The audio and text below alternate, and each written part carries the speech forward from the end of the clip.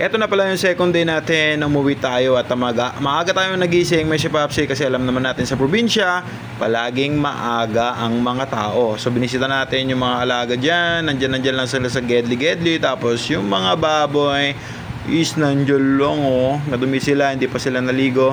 Pagkatapos nun, may si Papsi, nandiyan na si Commander. Tinanggal na namin yung mga dapat tanggalin dito sa harapan muna. At tumulong na din yung mama ni Commander, yung papa niya, yung mga kapatid, para mapabilis lang to kasi ilan na lang yung oras at yung araw na pagbakasyon natin para sikasuhin yung gusto natin asikasuhin. May si Papsi. Dito sa point na to, may si Papsi is nakikiusap yung papa ni Commander para sa ganyan tignan na tayo set up ng maayos. Kasi eto, bodega lang nila, tapos kami naman ni Commander is may gagawin na kami dito sa loob. Tapos yan, in-explain niya yung mga poste. Kailangan ba iposte yan? May si Papsi kasi medyo may alog konti. So lalagyan natin ng poste yan para sa ganyan mapaganda sa loob. May si Papsi. Sa bandang labas may si Papsi, tatanggal na natin yung mga dumi. Pero pagpasok natin sa loob, tignan natin. Yan talaga yung stockan nila, which is di na nila ginagamit yan. Pero ang sabi ko naman is gamitin na natin, sayang naman yung space. Sa oras nito may si Papsi, merong trabaho ang magulang ni Commander, pero yan, tinutulungan na lang tayo dyan para mapabilis. At naglalabas tayo dun sa maliit na butas yan para may labas yung mga ibang gamit. Tapos kasama natin si Commander dyan sa loob. So nagmas na lang muna kami, may si Papsi, kasi medyo maalikabok sa loob talaga. Protection na lang din natin yun, may si Papsi, para sa ganyan. Pagkatapos nito, walang magkakasakit sa atin lahat. So yan, tulong-tulong talaga, may si Papsi. Unti-unti na din natin natatanggal yung mga nasa loob, may si Papsi. Mahirap man, pero kailangan tanggalin. Nagpapasalamat din ako sa mga taong tumulong sa amin dito. At bihira lang yung mga ganito na tutulong sa'yo ng walang kapalit, may si Papsi. Yung mga dumi na galing sa loob, may si Papsi, na sa labas na. At ayan, medyo clear na dun sa loob, pero dito sa labas, dito naman kami may problema, nakaready na yung mga sako na pagtatapunan ng basura. So habang inasikaso pa namin, may si Papsi, yung mga dapat asikasuhin is nagready na si mama ni Commander ng masarap na almusal. So alam naman natin sa probinsya, yan, may mga naglalakad na nagtitinda ng mga gulay-gulay. Yan mga yan is super fresh at galing sa mga pananim nila, may si Papsi. Alas 10 pa lang nga lang, may si Papsi, pagkatapos natin kumain is nag-decide kami ni Commander na pumunta muna dun sa palengke kasi may mga namimiss siya na kainin. So sino ba naman ako na maghihindi?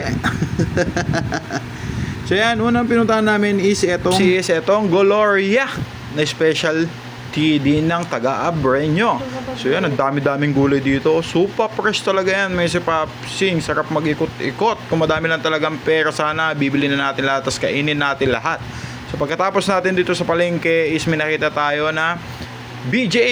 Ito yung BJ na to ay buko juice na fresh naman, napakasarap dun 10 lang yan, papi. Pagkatapos natin dyan, pauwi na tayo. Tapos may nakita tayo yung tropa natin na nagtitinda ng live tilapia. Magkano lang 1 kilo nyan? Nasa 130 lang yan per kilo. Ang sabi pa nga nila utangin na lang pag walang pambayad. Pero kami naman ni Commander, di po pwede yun. May si Papsi, kakainin mo tapos utangin mo yung aray ko. So itong mga tilapia to, may si Papsi, galing talaga sa mga fish pan, may si Papsi, no? So pagkatapos niya, may si Papsi, kumuha lang tayo ng power kasi wala na tayong power.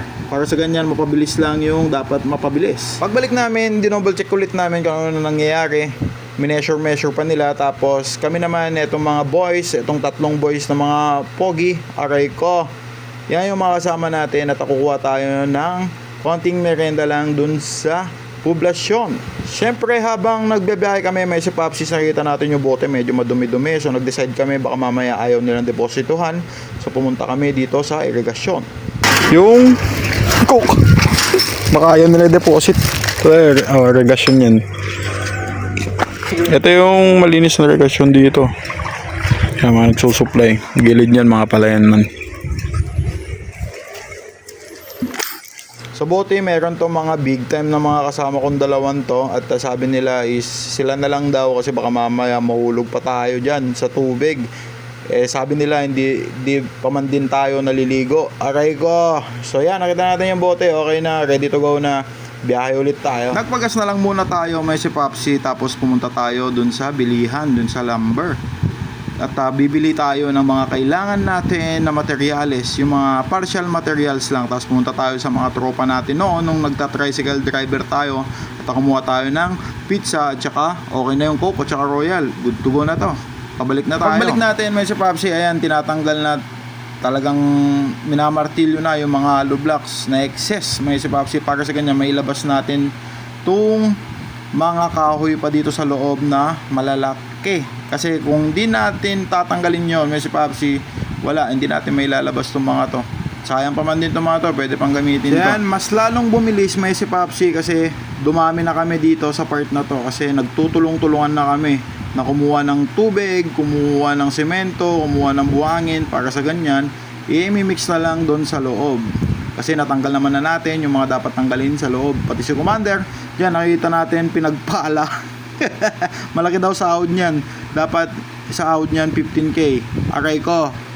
So yan, si PJ, tulungan tayo para magpasok ng buhangin kasi medyo masakit yung likod natin dito sa bandang to. So dito sa part na to may Papsi, parang hanggang dito na lang to kasi yung mga materyales is bukas pa darating, pero wala na yung araw namin ni Commander kasi 3 araw lang tayo dito. So eto, nangyari to nung May 15, pero babalik tayo para sa 3rd video pag i-install na natin yung dapat install. Let's go!